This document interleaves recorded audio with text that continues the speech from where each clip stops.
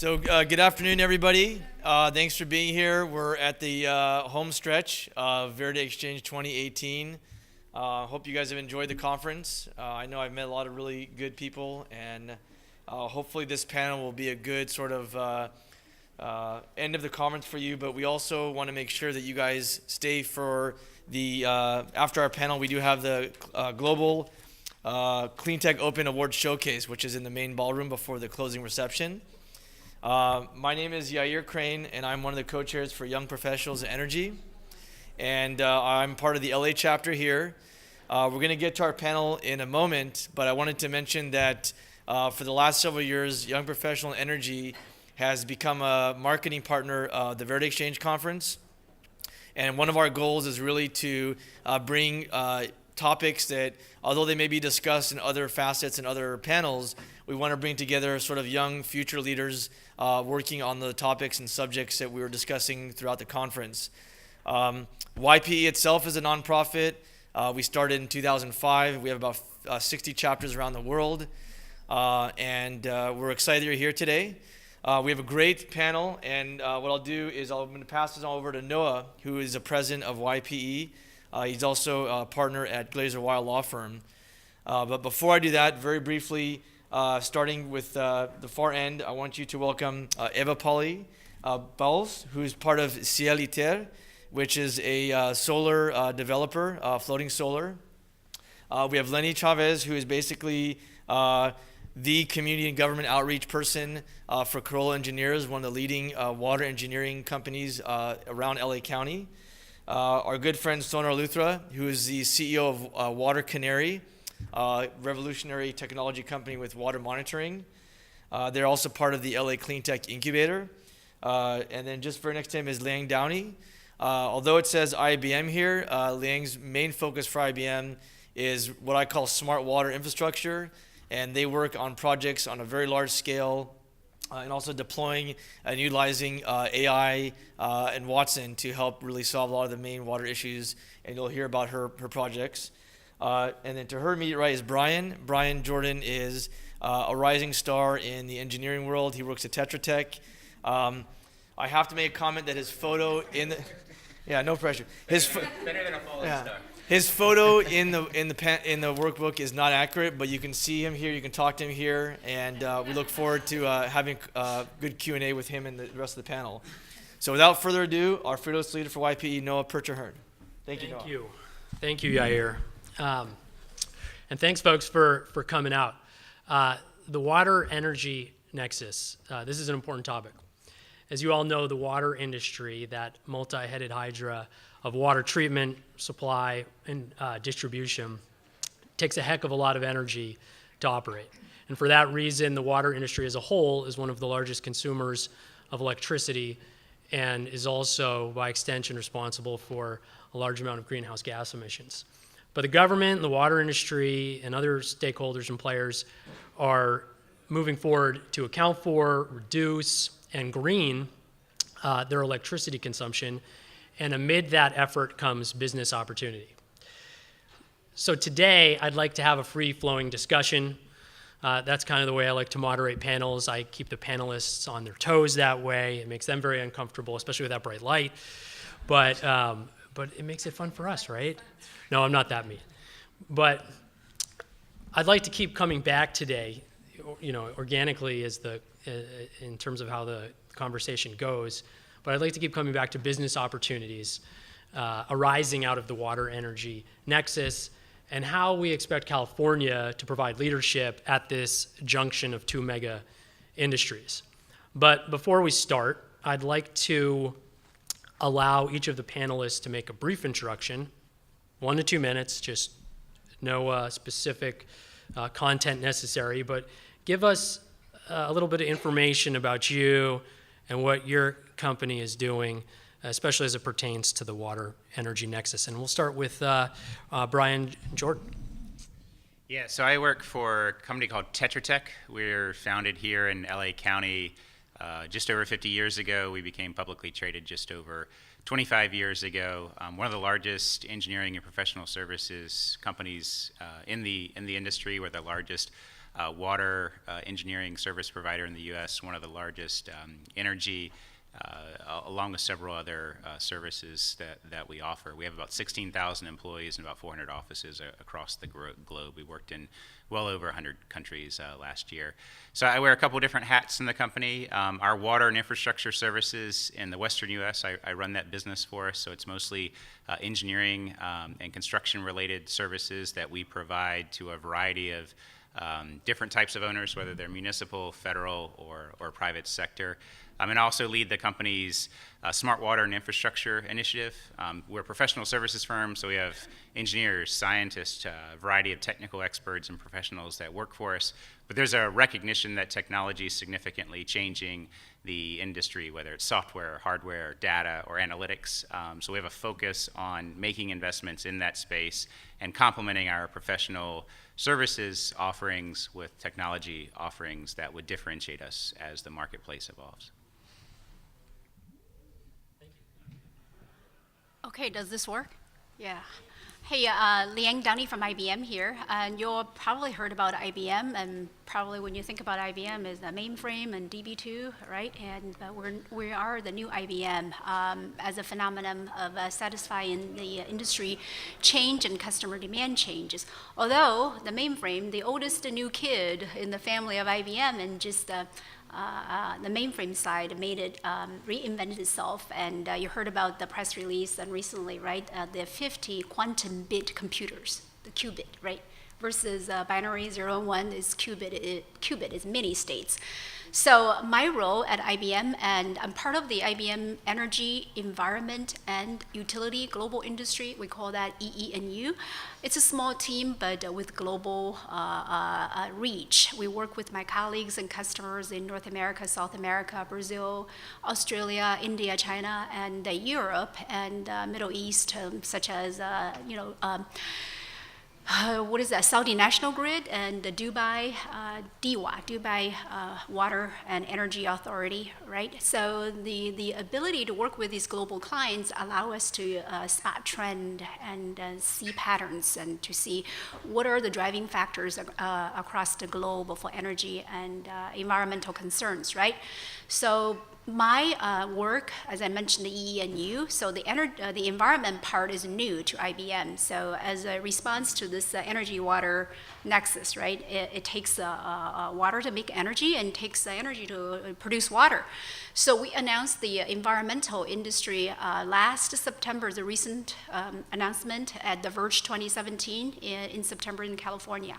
So with the environment focus, for me, part of my 3 pillars is to work on strategy and offering in integrating distributed renewable energy sources into the grid, and taking uncertainty from energy demand and renewable generation. We all like clean, that's why we're here, but solar and wind are unpredictable, right? So we got to work on systems to manage the uncertainty, to balance the energy equation from both the supply side and the demand side.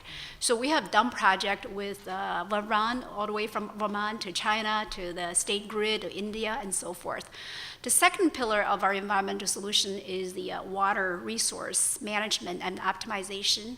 That is to support water utilities and municipalities, as well as the natural water quality and analysis. So I'll talk more a little bit about that later. So the third pillar is air quality. You all saw the Stephen Wesley presentation at lunchtime. He showed a picture of how bad the air quality was in China. You go there for a day, you're like smoking 50 pack of cigarettes, right?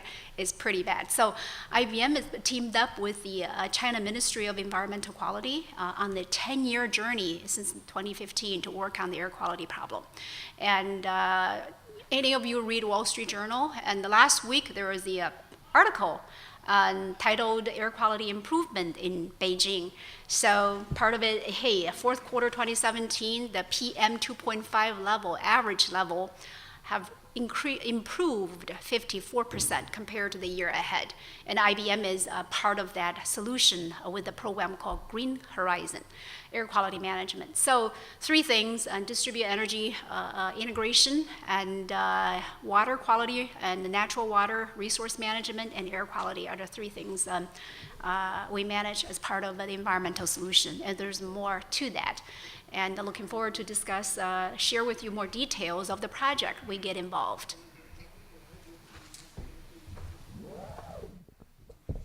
Can you hear me? Hi, I'm Senator Luthra. I'm the CEO of Water Canary. We're a real-time water quality data provider, which, as Yair said, we're a member of the LACI portfolio here in Los Angeles.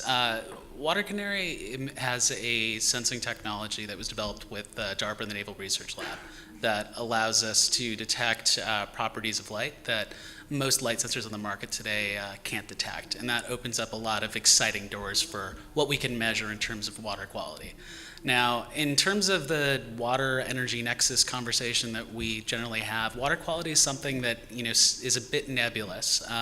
But if you really take a look at water, energy, food, a lot of the consequences of climate change are really leading to water quality degradation. And what we're finding as a company is that it is limiting our ability to safely and securely grow food as water quality declines. And there are lots of industries where water testing has never really played a significant role that are going to need data in order to maintain their processes, in order to effectively leave us a world where we're not going to have to pay $1 per almond if we have to pre-treat that water to grow it. So what we're building, we're calling a data collection service, which is really not about selling instrumentation so much as it's about building a network that can provide the data that is required by agriculture, by industry, and in the process use that revenue to fund a network that can serve public needs for information that are otherwise very difficult to fund. Thank you. Hi there, I'm Lenny Chavez with Corolla Engineers. Lenny like Kravitz. You guys know. Great, I handle the community engagement and government relations for the firm in the LA market. I function under an incredibly smart and diverse group of individuals, but my main goal is one of translation. I am an urban planner by training, so we urban planners are trained to swallow a whole bunch of information and try to bring it back to you in kind of more of a vernacular, if you will. My point is to communicate with the public and with our elected officials. So we have to make sure that we can digest the information, kind of like what Sonar would provide, and make sure that we understand it and then communicate it. This is something new I want to say for engineering firms. Corolla's been in business for about 85 years. We've been in LA for about 12. We are very lucky and quite privileged to be working with the Bureau of Sanitation, the Department of Water and Power, and the Water Replenishment District, the West Basin Municipal Water District, because we provide services to municipalities. From that perspective, then we work perhaps not directly, but we work for the good of the consumer and the good of the ratepayer. And as part of our work, we try to keep that close to our minds as we're designing and implementing work. We are, like I said, we specialize in water, but we do anything related to water. We can do rate studies. We can do the design of a water treatment plant. We can provide professional services to general managers to make better decisions on how quickly their projects are moving or how much funding they still need to finish a portion of their project. So we do a lot of very different things, all related to water. When it comes to business opportunities, I also handle the sub-consultant relations. So as part of the community engagement, we see the sub-consultants as community of itself, and we liaise with them directly and work with this very large and specialized community to bring the best services for our clients. So I am fortunate enough to work in that vein of the business as well.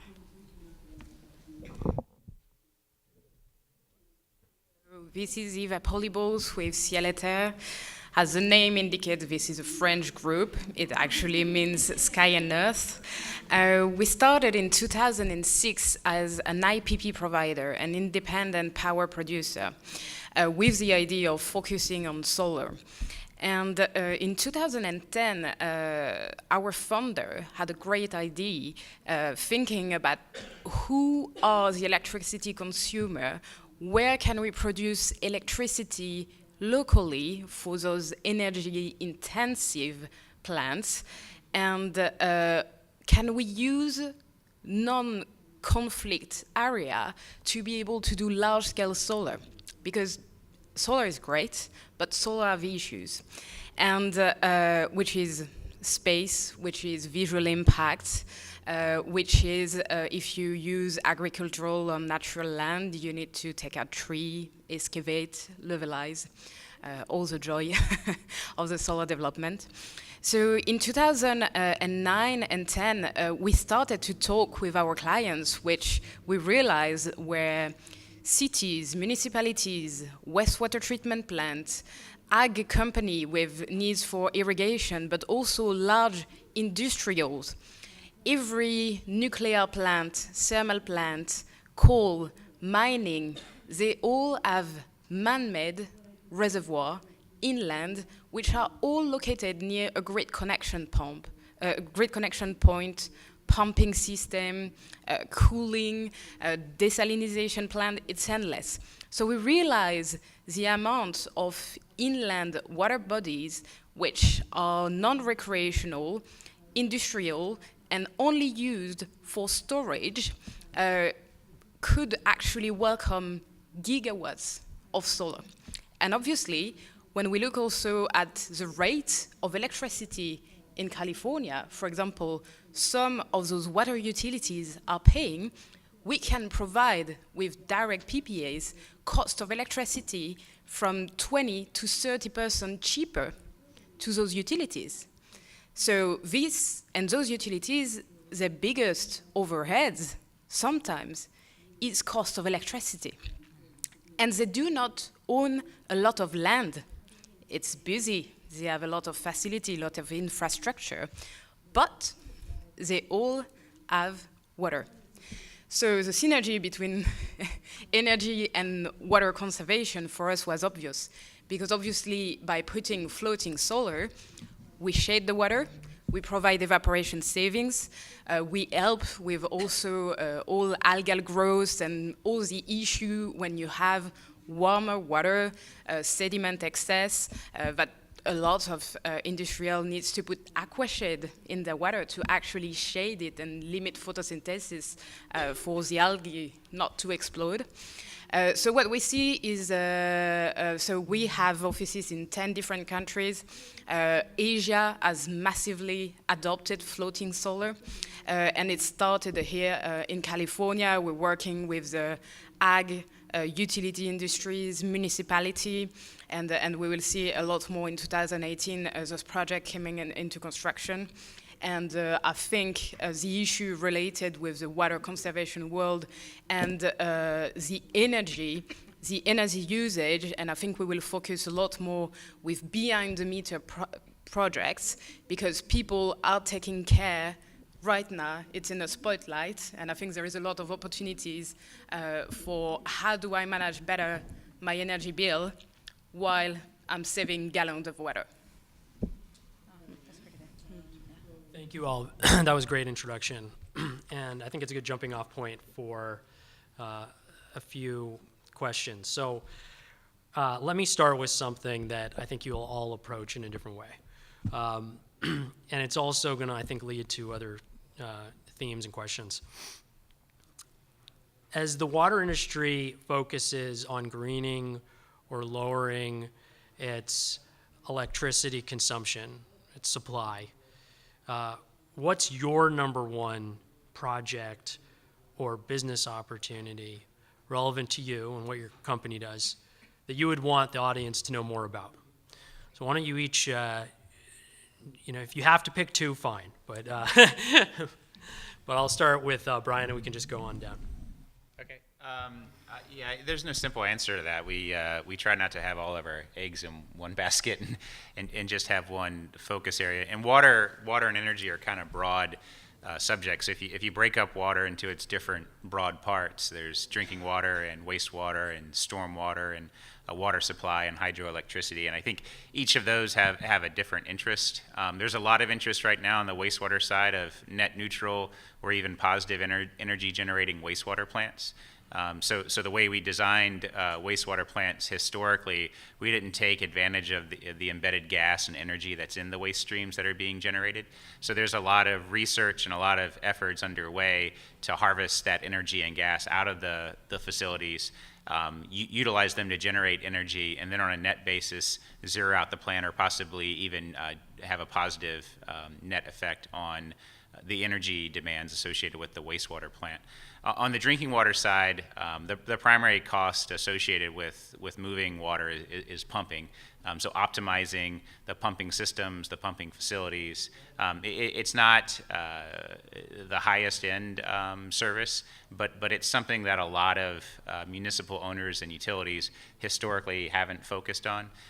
Since the energy crisis in California, there's been a lot of focus on that and a lot of investment. And utilities are certainly more efficiently run than they have been in the past. But on the drinking water side of things, there's certainly opportunities there. And then in the stormwater field, green infrastructure, I think we used to look at runoff as a contaminated source that needed to be treated with traditional engineering solutions, somehow convey it in a centralized manner to a centralized facility with a lot of gray infrastructure. Green infrastructure in a decentralized setting is really where a lot of the focus is now. You're hearing more of it. We're spending a lot more time. The projects are completely different. They're local, they're small, they rely on natural treatment systems. But because they're local and small and they rely on natural treatment systems, the energy strategy compared to centralized gray infrastructure is a lot different. So there's some real opportunities there as well. So that's one answer with three different parts. That was actually a perfect segue. Let me jump down to Liang, and you can give us your spin on the question. I'm going to follow Brian, and you talked about on the drinking water side, one of the biggest challenge is to manage the energy usage of those pumps, right? Average pumps in a water treatment facility, you're rated at 6,000 horsepower, so you utilize a lot of electricity. So for the water utility is really looking at their water resource network, the combination of pumps and valves and pipes and canals and wells and dams and the instrumentation across those network to be able to apply optimization to reduce the energy consumption of the pumps, right? So we have done, the thing is, up till now, we're reacting to situation, right? And, we have a lot of data and different departments working on their equipment, right? Operations and maintenance group are different. So in the future, now, and not in the future, now, a lot of leaders are looking at how am I going to aggregate and all this data set to allow it to be usable across the multiple divisions and jurisdictions and so forth. So you can design different scenarios and apply different weighting and scenario analysis and use mathematics to automate the process, right? It no longer is doable with Excel sheets and tables and rows and to help, your calculation, right? It requires today with the advanced machine learning and above and beyond the rows and columns. So one of the tool we're here to helping the utility is a decision optimization. When it gets to very complex mathematical, lots of data set, and you hear about big data, right? Why do they call it big data versus small data? It's because data here nowadays comes with high velocity, right? Speed and variability. It changes, and variety and quantity. That's why it's so big, and it's not possible for humanly to analyze it. And that's why we employ machine learning and analyze those data. So again, it's a decision optimization, apply mathematics and machine learning to optimize the pump schedule, maintain the pressure, and reduce the energy consumption from these big hunker pumps. So we have done this project with utilities, water utilities outside in Europe and France and Spain, and they have a lot of needs for that. I would be happy to get some project going in North America. So that's on the drinking water side. We talked about the water usage, right, and conservation, water conservation. So working with, in California actually, we work with the wine vineyard, the Gallo vineyard, and to help them apply this whole notion of everything is precision, right, precision agriculture, to be able to apply what we call this PAIRS platform, stands for Physical Analytics Integration Repository Services. It's the long-term, large-term pairs to help you analyze, blend the different physics model and weather model, hydraulics and soil model and solid model, and to be able to apply precision irrigation to the plant, the grapevines, right? Why do you do that? You want to achieve better grape yield and reduce the water consumption and make the grape taste better, right? And you don't want to underwater them, and you do not want to overwater them. So that's the whole idea, precision agriculture. With the project, with the Gallo Vineyard, we are able to achieve, out of a 3-year project, achieve a 15% reduction on water usage. And their grape yield increased to 50%. So that's a pretty impressive results. So that's on the water consumption, conserve water and conserve energy. And the third pillar is really on the natural water side, and there's more the water quality. So I've done a project at Lake George in an hour north of New York City and north of White Plain, and that lake is freshwater lake. The water is still drinkable today. It feeds the water to the citizens of New York City, right? So throughout the years, it generates $1 billion revenue from the tourism and fisheries and for the local economics there. And they also call that Lake George and Lake Jefferson. Why they call that? Because President Jefferson used to go there to relax when he had too much stress going on, right? So it's really a beautiful lake. But what happened is in the recent years, and the salt got sprayed on the road, and through the surface water, it gets transported into the lake. Throughout the years, and it does affect the ecosystem and the organic life in the lake. So we started the project working with the RPI and the fund, actually environmental fund there on the several-year journey to instrument IoT sensors, the different tributaries and exit and across the lake, and monitor the water quality and the salt concentration, and as well as other water quality parameters. So last year, the project achieved over 40 IoT platforms going online and measuring the variety of parameters, including the salt concentration and phosphorus and so on. And for the duration of the project, I think we're in the 3rd year, they were able to measure and take measurement from 250 million sensor read to feed into the modeling, the SMART, right? The models are a combination of the weather model, runoff model, the land surface model, as well as the salt transportation model, and as well as the food web model. So the blending of these models, the same technology and behind the Jeopardy game many years ago, and machine learning, you blend these models together, train the parameters, and tune the parameters, and to produce good results, right? So that is a very impressive project that I'm very proud of, and for our natural water resources. And I'm based in Michigan, near the Great Lakes, and we're trying to start something similar by what's done at the Lake George to the Great Lakes area, Lake Erie, Lake Michigan, and the Lake Superior, which feed 25% of the fresh water to the globe. So these are the 3 kind of business I am in, and as we're getting started, and would like to get that replicated, and for more and more adoption with water utilities and natural water resources and the CNI customers. Thank you. So when I started working in water, I spent a lot of time looking at the Millennium Development Goals for water, which at the end of the 20th century, where it was estimated that 1 billion people lacked access to safe drinking water, and about 2.5 lacked access to sanitation, upgraded sanitation infrastructure.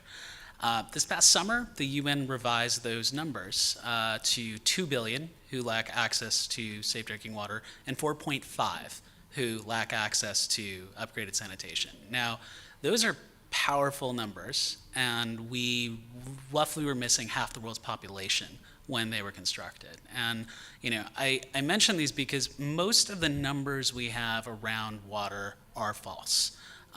We do there in a lot of situations. What we're doing at best is estimates of, for instance, we have geological survey data, we have rainfall data. We use those to calculate, how much water we expect to get back in the ground. This is something that scientists understand, but somewhere in the equation, people take these things as actual scientific facts. They become policies. Entire economic agendas are structured around them.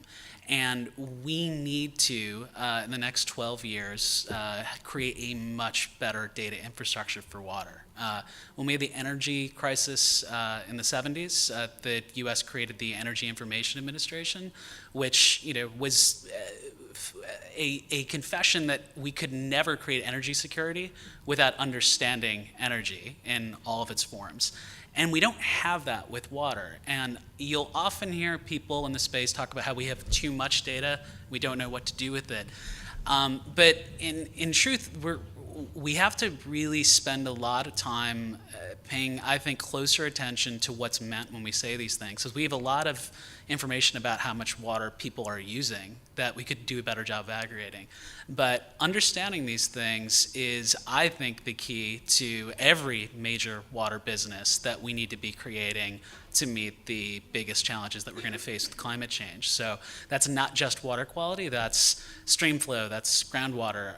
There are so many policies that we've developed around how we could do things like true cost of water pricing, nutrient trading, utility buyback. There's so many options for how we could do a better job of protecting our most precious resource. Yet if they're based on bad data, like for instance the Colorado River,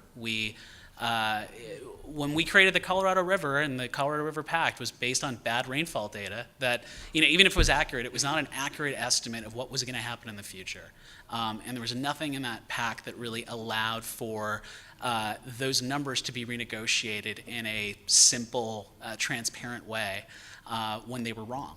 And it's created a lot of conflict. And bad numbers literally start wars when it comes to water. And, I'm not saying this to scare people, but really to say that, at the most basic level, having better facts with water, that's the key to unleashing innovation in this space. And it's actually it's also the key to reducing the energy footprint of water.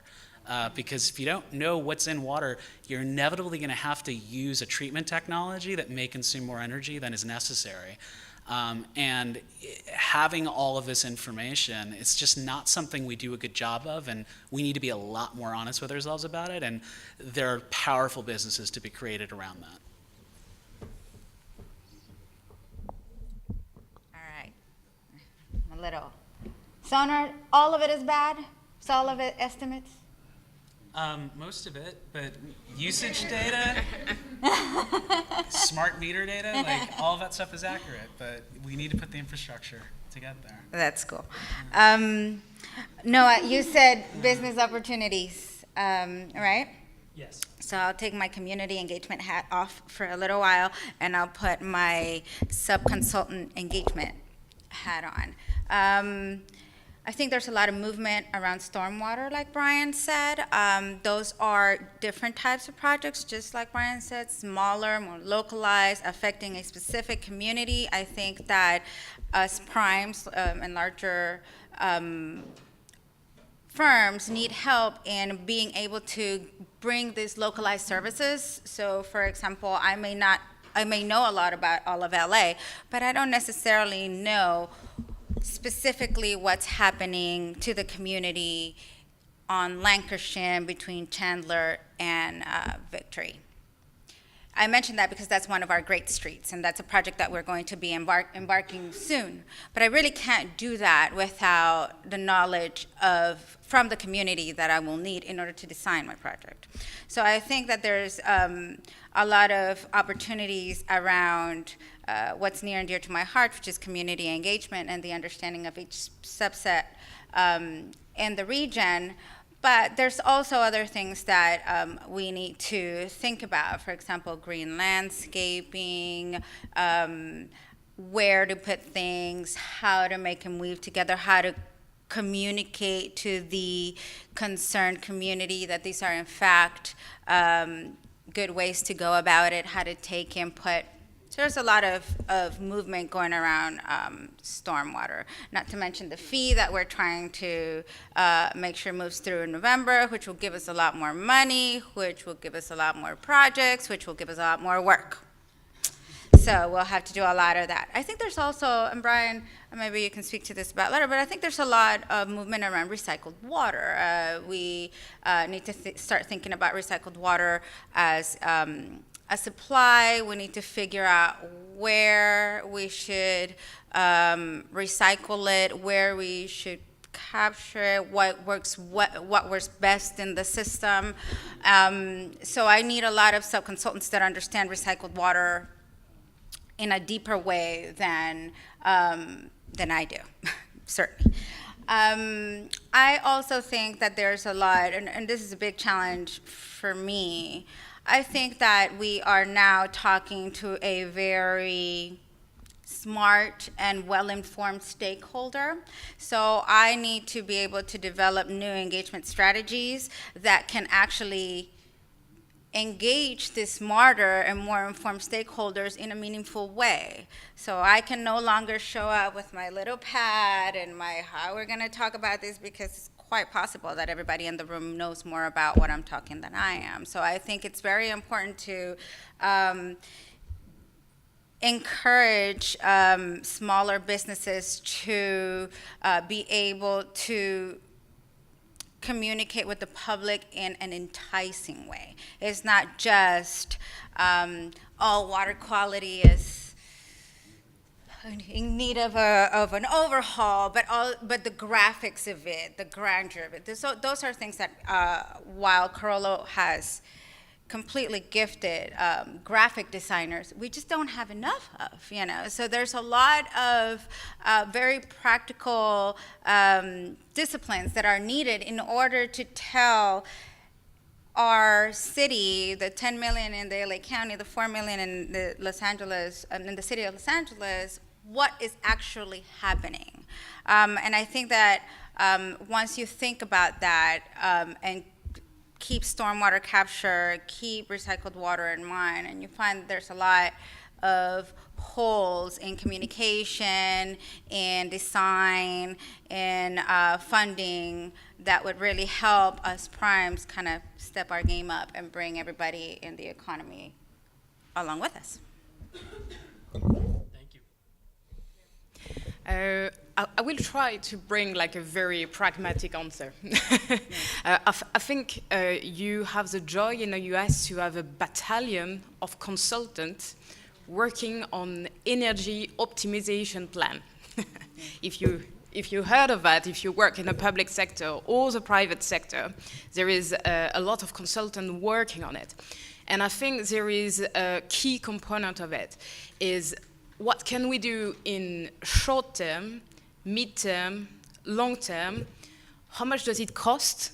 I think everyone, private sector, public sector, needs to prioritize on what solution do I need, what can be deployed quickly, or at the longer term as technology evolve, because technology, IBM, Water Canary, all that is great, evolving technology, but it's also for them to be able to adopt simple, quick solution, and even ideally if they don't have to pay for it. So this is why also the private sector and private company like ourselves bring solution which eventually doesn't impact or impair the budget, and I think it's very important. And after, it just listening to the water world issues right now, and what are their needs. For example, you're working with wineries. I work with wineries as well. I work with Gallo and Koundé, and we realized that one of their biggest electricity need was the aerators, okay, wastewater treatment plant. Aerators, a big 10 houses powers aerators fed in AC during the day at peak time. We put a floating PV and we were like, I know a company that does a water mixer directly powered in DC with only 2 solar panels all day long.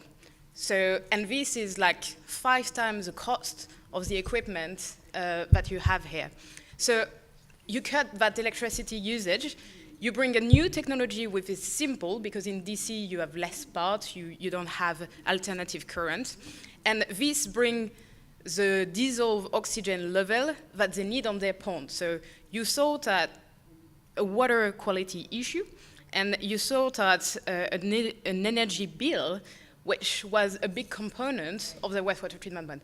So if you take the time to listen on what is the biggest challenge and bring hopefully short to mid-term solution that saves them money, I think this is the biggest synergy between the water and the energy world. Yeah, I just want to make 2 more quick comments. A lot of people in this room may know the rule of thumb: 19 to 20% of energy use in California is tied to the water system. What you may not know is a significant majority of that is actually from the hot water heaters.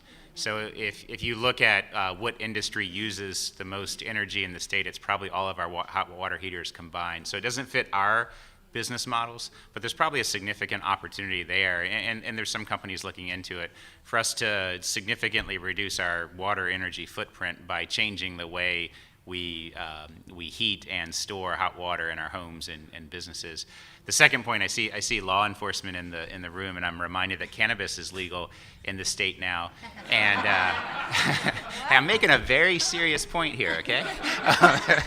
But we don't know, at least I don't know, maybe some of you do know, how much water use a marijuana plant takes, and whether, if it grows in a greenhouse or if it grows naturally, what the water supply impacts are. How fast is this industry going to grow, and based on that level of growth, how much water demand is that going to generate? Is that coming from existing sources, new sources? What type of stress does that put on our existing power and water grids and whatnot? So I think there's 2 big opportunities there that I just don't see a lot of talk about. One that's been around for a while that has a lot more recognition, and one that's brand new, and someone's going to see a nice opportunity there to potentially make a big impact. And just to build on top of that, when we passed Prop 64, we you know more about it than I do. No. I mean, we've looked at water quality in the cannabis industry, like most people who in water, I think, have. But one of the interesting things that came out of Prop 64 was really progressive environmental legislation to monitor how much water is being withdrawn to grow cannabis. And it's a difficult topic because a lot of it can't come from federal water projects without there being federal liability being incurred. And but one of the things that was unexpected when they passed the legislation was how hard it is to actually monitor water withdrawals, and how difficult it is to actually create a system that they can have growers use. And so if you have a low cost way of monitoring stream withdrawals, you could make a ton of money right now. I think I want to add a point to both of the gentlemen, what they commented on, is really, you look at the hot water heater, right, on the residential side, a big usage of energy. The same story would be for the industrial and commercial sites, right? And the example that I mentioned earlier, for the vineyard, there's a lot of agriculture in California, right? And today, just like our buildings and in HVAC, you're on the schedule all year long. Most buildings, they're not that smart. Some buildings maybe have a summer schedule or a winter schedule. That's it. And regardless how many people in the room, regardless what's the weather condition outside, it just the thing is on all the time. So we need to be more cognizant. That's why I want to quote this famous quote, from the Chinese ancient philosopher Lao Tzu. It says, the growth, the key to growth is really the higher dimension of consciousness into awareness and know what's going on, right? That's by gathering data. So gathering the data and make informed decisions. So we can reduce the water usage by understanding what's going on and based on the weather information, based on the occupancy and usage information to reduce it, just like what we're doing with the vineyard, right? And not every plant wants to be watered the same way. Because their location and the land situation and their own genetics, let's put it that way, right? They don't need the same water. You don't need to water them the same way. So precision watering, right? That's from the commercial and industrial side. Another thing is the state of California have drought problems, right? And we don't have rains, and then all of a sudden we have too much rain. Then we have the land's poor California. I like the weather here, but it's too extreme. So water usage, control the water usage for the state of California for conservation is very important. So how does the policymaker and the regulator know how much water you use? And they can't go to every household to see what kind of facility and why you're using so much water or less water. So we work with a startup company. Technology is another example where technology can help. The startup company is called Omni Earth, and a bunch of data scientists, physicists. So it's 20, 30 people, right? So they were engaged with the state of California and to help them analyze the aerial satellite data coming from the USGS on the water usage parcels, right? And for the state of California.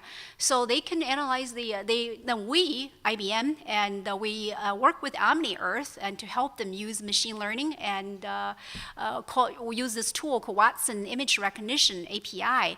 And so the Omni Earth uses Watson image recognition to be able to tell whether the images captured from the USGS, from the satellite, whether it is a pond or whether it is or a swimming pool, or whether it's a green lawn. So the nature of the facility will give indication to the regulators and on the type of water that can be regulated or water reduction is needed for that facility, right? So they use this technology. They can analyze the facility and in a matter of a minute versus taking years to do. So this is where technology can help for the state of California. Thank you. And thanks for, jumping into whatever, comes to mind in terms of the way the conversation is proceeding. I think that's great. Let me ask a general question. I think you're all going to approach this in a different way. Sonar, you can tell us what the heck blockchain means in response to this question if you want.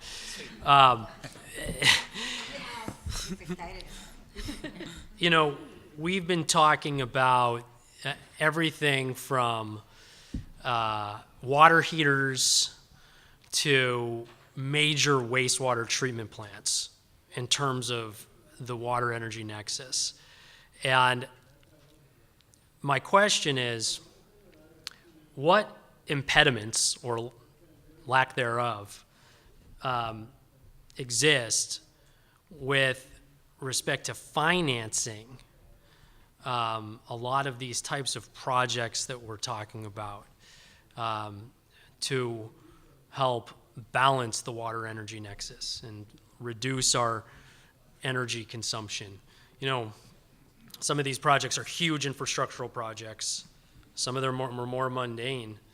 But my sense is that financing in the water sector might be an impediment to some of these or present opportunities in some ways. So maybe each of you can speak to that question as it pertains to some of these projects that are near and dear to your hearts. And Sonar, since I was picking on you, maybe you could lead off. So I'll answer that, but I'll start in a different place. And I'll cite another UN estimate. Which is probably wrong, but it's commonly estimated that every dollar invested in water creates a fourfold economic return, which is something I think a lot of economies can attest to. Now, what's interesting about that is that it's That is true if you are a government making that investment. That is a fourfold economic return that benefits all of your citizens. If you're a private investor, your dollars that you're investing, if you're seeking to make a profit, will never come back as that fourfold, no matter how much value you create. And that's good for a lot of reasons, because I don't think that large-scale water privatization is something we've seen creates great results. At the same time, we're limited to how much money can be invested through the public sector. And if we're living in a time where I think in 2016, the federal government spent $11 per person on water infrastructure per capita. U.S. federal government spent comparably $256 on IT infrastructure per citizen. So, our priorities are out of whack right now, and if our only hope for financing things is changing the political trend to promote more public investment, it's going to take a very long time, and there are limitations on what the private sector will invest in. However, if we had a more flexible framework with which to structure value that was not necessarily going to lead to large-scale privatization, but could deliver better returns to investors, we could be far more creative in how we structure value and in how we think about creating value in water. And that, to me, is the most powerful possibility that lies within blockchain. Now, a lot of you probably have heard of Bitcoin, which has a very powerful technology behind it, but the currency also has a lot of fraud, a lot of gambling, so to speak, behind it that I can't necessarily endorse.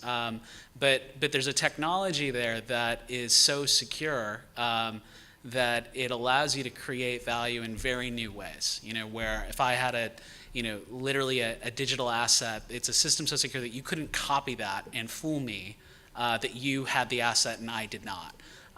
And that extends down to being able to create a system where you can create rules that govern how the system works, that make it hard to commit fraud. But more importantly, for the sake of finance, I think one of the speakers I heard at this conference said that when you're looking at like a bond funding of a public infrastructure project, the cost of that bond are sometimes in total twice as much as the amount of funding that gets directly invested. There's a way with blockchain that we are taking a lot of interest in at Water Canary, not just for ourselves but for the whole sector. Because we think there's a really creative way to leverage the potential of these technologies to fund things in ways that actually do meet the mandates of private investors, so that we don't have to wait for things to change. And we're really lucky in California that we are heavily investing, and there's so many amazing, dedicated public officials here, so nothing I'm saying here is directed at them. But to think about what's happening in this country, we really need options for taking bigger risks and being more ambitious in how to protect our most precious resource, and breaking outside of a lot of the constraints of the current financial situation that we have to contend with is, I think, a path to being able to create a lot of value in water. My comment on the impediment, right, for this business is really we're stuck in this, the private and public dilemma, right? And on one side, citizens believe and water is a basic human rights, just like air. But when you say that, the other side of the coin is, hey, are you talking about water from the lake or water from your coming out of your faucet, right? So there's differences. It takes a lot of effort, investment to bring that water from the lake and to your home. So there was a lot of money, and I was in the Great Lakes in H2O Summit, and just December, a month ago, one of the investors in the summit and talking about there was trillions of dollars, investment dollars out there. There's a lot of money out there. And why aren't they investing in the water? And the big challenge is the business case. It's not lacking of money. There's a lot of money, and where do you find the return on investment? So they're looking for the business cases, right? And if we can come up with a good, sound business case, there's money all over. But the problem is, I see the challenge is really the infrastructure needs to change and to be more, distributed, smaller in scale. Therefore, it can be flexible, and just like, today we move to cloud because you can sign up and sign on and monthly, right? I don't have to be stuck with that big, huge capital investment. It takes 30 years to get payback, right? And the infrastructure built 35, 50 years ago, it was built with a different kind of population and different kind of culture, and it's huge, right? Once there, it's there. You heard about, the Flint, I'm from Michigan, the Flint water crisis, right? And the bad story. And I was at the Flint Water Summit again last year in Michigan. The government was saying, the population one time was this high and now was this much, right? And the population changes, people move in, move out, but our infrastructure is fixed. So when the population leaves and the municipality don't have enough taxpayer money, they stuck with this huge infrastructure, right? And they still have to pay for it, for the people and for the pipes. And how can we design a infrastructure, in today and the future is more flexible, where you can support the kind of changes and add, move, delete, right? Just like what we're doing in IT. So flexibility is one thing. The second thing is really more collaborative. When I say more collaborative, there's a notion of one water idea.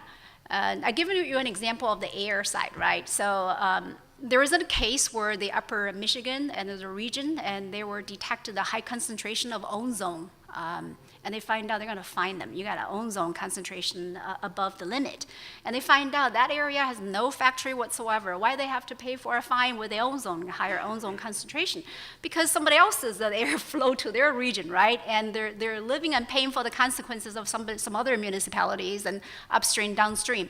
Same thing with water. We call that one water. Whatever you're doing in this county, this region, definitely affect what's the next and your neighboring, and even miles and miles down, right?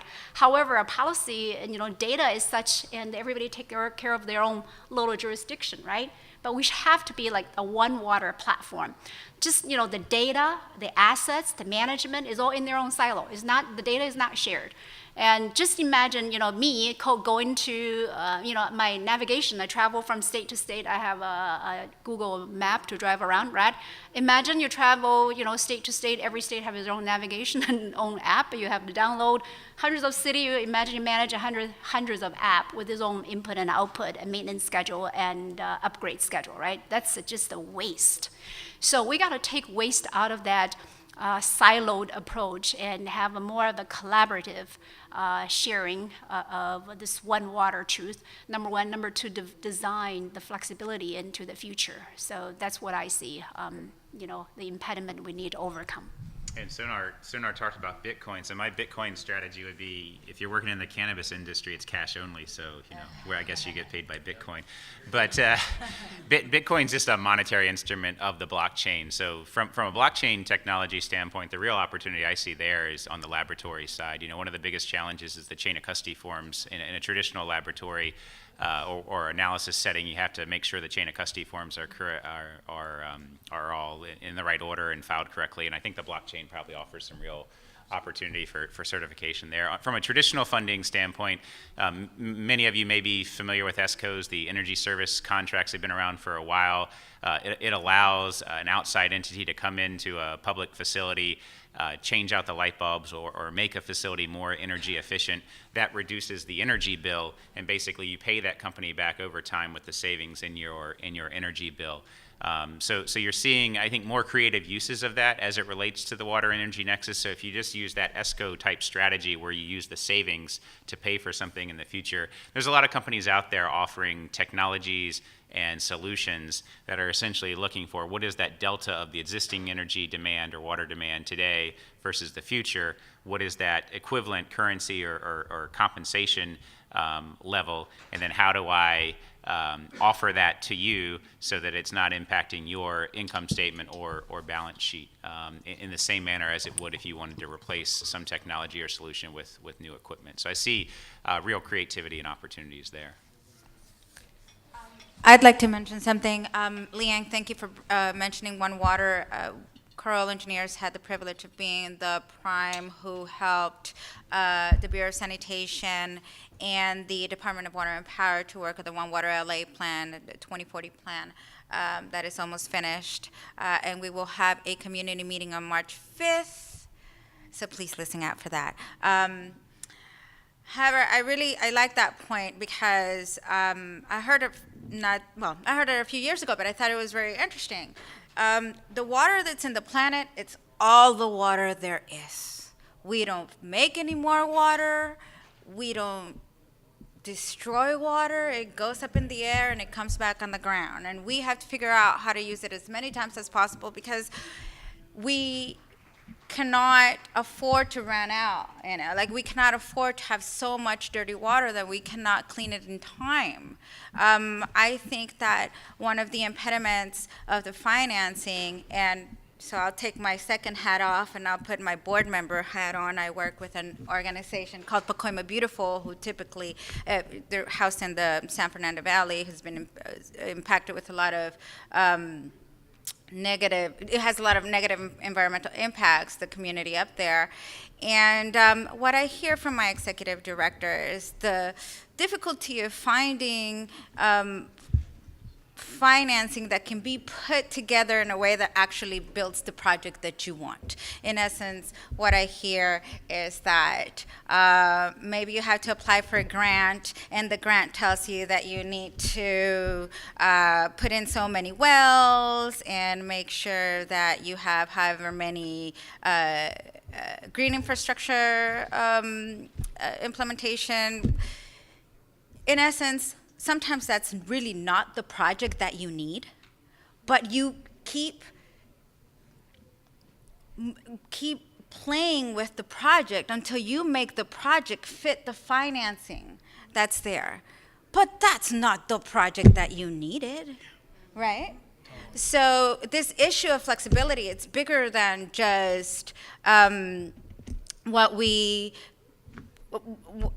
of how we build the project. The projects are supposed to have a certain answer to a problem. So if we start designing projects to fit the financing, then we're doing a disservice to our communities, because we're really supposed to be designing projects to serve our communities, not to meet the financing requirements. So I think that in that way, our elected officials, supported by their constituencies, can do a lot to call out the need to have these projects be useful and fulfill their purposes, rather than fulfilling the financing mechanisms that they're trying to get money from. Okay, I think we're just about out of time, so I'm going to end with one question. Is that our dare? You get one. This is the choreographed music routine. This is one. You get it's a one word. It actually might be 2 or 3 words. It's a one sentence answer. But I'm gonna require you all to be futurists for a minute here, and I think you all have been dabbling with that in your answers. But here's my question: one word, and the word could be more stormwater capture. It could be more smart water heaters. But my question is, as energy demands continue, as energy demands continue, and there's more pressure on this water energy nexus, what types of water, what sources of water supply for consumptive use, irrigation, drinking water, are we going to see more of in the future? One answer, not 3, Brian. Well, it's a compound word with a space in the middle. Well, stormwater is 1 word, recycled water is 2 words. Either one of those, I think you're going to see a lot of attention on. Liang? I'm thinking it's the future is going to be more complex, so it's managing the complexity to use the least amount of cost or resource to satisfy the demand at a given time. That's a long word. Compound sentence. Okay. Sonar? We're being futurists. Yes. So I think direct potable reuse is where things need to head. We're not there yet on the legislative front, but once we get there, it will transform things, which also is, roughly what Brian was saying with recycling as well. Sonar, I'm a lawyer. I like rules. You violated my rule. No, it's okay. One sentence. One word. Lenny? Okay. So I'm a mom of three, and I like being in the rules, but I don't think I can always do it. I know. Environmental justice. I know. Frankly, I would echo everything that my colleagues have said. I think direct potable reuse is really on the horizon, is something we really need. Recycled water comes right into that. And of course, the need to green our cities with stormwater as an underpinning for that. I think those are the three big areas. Sorry, Noah. No, that was fine. I was thinking, Ava, you're a futurist. Yeah. What are we going to see more of? Definitely stormwater. We see it in every country. How do you catch that water and all the runoff and all of it? How do you use it better? It's Great. definitely. Well, I hope that was informative for everyone. Let's give this amazing panel a round of applause.